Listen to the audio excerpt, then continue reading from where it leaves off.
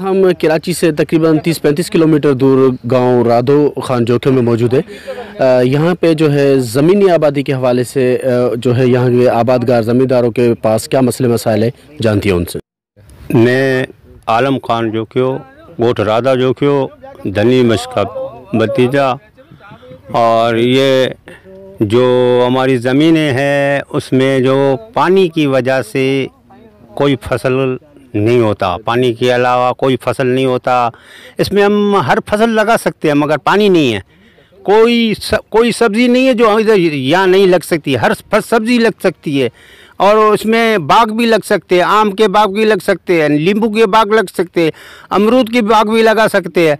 इसमें प्याज भी उगा सकते हैं, हम आलू भी निकाल सकते हैं।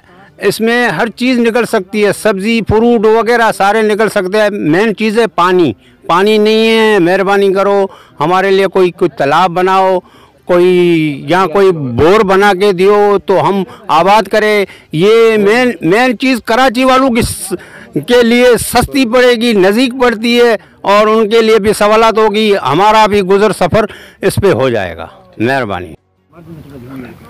अच्छा, क्या नाम है आपका बेटा? मेरा नाम दानी बख्श जोखिया है। गोठ राधा जोखे में रहने वाला ज़मींदार हूँ, हाजी का लड़का हूँ ज़मींदार का। मेरे पास थोड़ी सी ये ज़मीन को आबाद किया है, 7-8 एकड़ अपने खर्चे पे। मेरे पास है और कोई गुंजाइश नहीं है जो ज़्यादा करें। इतना मेरे को गवर्नमेंट कोई सहूलत दे तो वहाँ से कराची भेजो, जो को मेरे लिए कोई दुश्वारी नहीं हो तो कराची भेजूँ तो हमारे लिए कुछ न कुछ सारा हो जाएगा। मेरे को बोर दे या वगैरह दे, कोई ऐसे मदद दे। कौन कौन से फसल जो यहाँ पे होते हैं, पपीते होते हैं, फल फ्रूट भी होते हैं, हर चीज़ लगते हैं, बागात भी लगते हैं, सब्जी भी है, हर चीज़ है। कोई ऐसी चीज़ नहीं है जो इस ज़मीन में नहीं लगे।